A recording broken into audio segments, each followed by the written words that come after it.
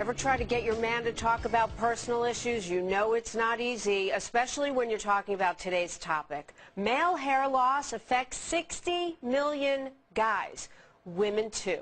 Dr. David Samadi, member of our Fox News Medical Aid team, a Fox News contributor, has been discussing a lot of issues that affect men. This is one I had actually asked you about for women as well. Tell us what some of the major types of hair loss are and maybe what causes it. Well, the most common one is what we call a male pattern and bald pattern, or androgenic alopecia.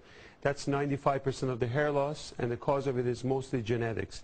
Now, a similar thing happens also in women, and genetics plays a big role. So that's majority of them. But then there are also 5% of them that's caused the areata alopecia, and that has to do a lot with stress, illness, medical diseases, and chemotherapy, and etc. But genetics plays a huge role in this.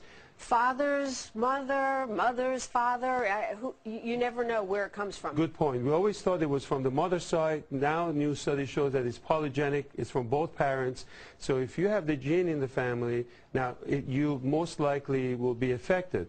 It can skip a generation, but that's going to be there. Okay, so both sides potentially. Absolutely. Okay. What's interesting is 30% of men by the age of 30 can actually have hair loss, and by the age of 50, it could be about 50%. So it affects both men and women, but we're going to be talking about mostly men here and their hormonal issues. Let's talk about some of the types of hair loss and the symptoms.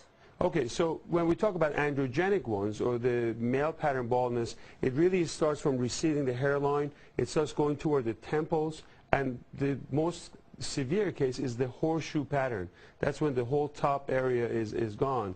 When you talk about the areata alopecia, or the stress factor, those are the patchy areas that are temporary loss and they're reversible.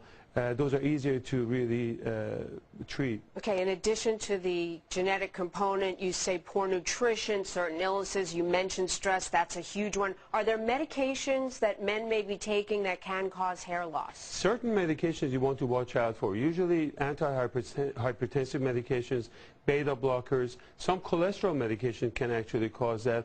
I found that medications like Coumadin, which was quite interesting, or even Zantac, can actually cause it. So you want to look out for those. And if you take any of these medications and you see a quick hair loss, you want to make sure that you talk to your physicians. Interesting point you were telling me about on Proscar, which a lot of men take. Absolutely. You know, one of the main causes of this is the male hormone testosterone.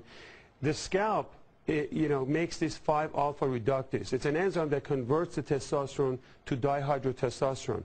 If you look at the animation, you can see the dihydrotestosterone, or the active form of testosterone, actually affect the follicles. And over time, it can actually shrink the base of this hair and result in the hair loss. So DHT, or the active form of testosterone, is the main reason why men actually lose their hair. And Proscar has Propecia in it, now, which is a treatment for hair loss? As a urologist, I use a lot of Proscar because what it does, it prevents that enzyme. So it prevents the testosterone to active testosterone, and we found out that men actually end up having hair growth.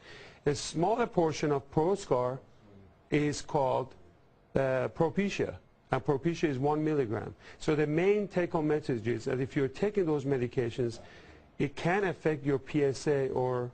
So when you get tested for your PSA, if you're on that because of the Propecia, you may actually affect the results. You need to disclose to your doctor if you're on it or discuss it with your doctor. Absolutely. Okay. So Let's move on. The animation's interesting. I have no idea what this is, but if that's what's going on inside my scalp, I'm very concerned.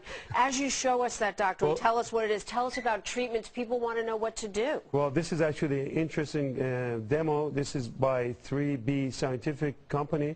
As you can see, it's amazing. Here's the scalp. This is the hair. You have all these sebaceous glands.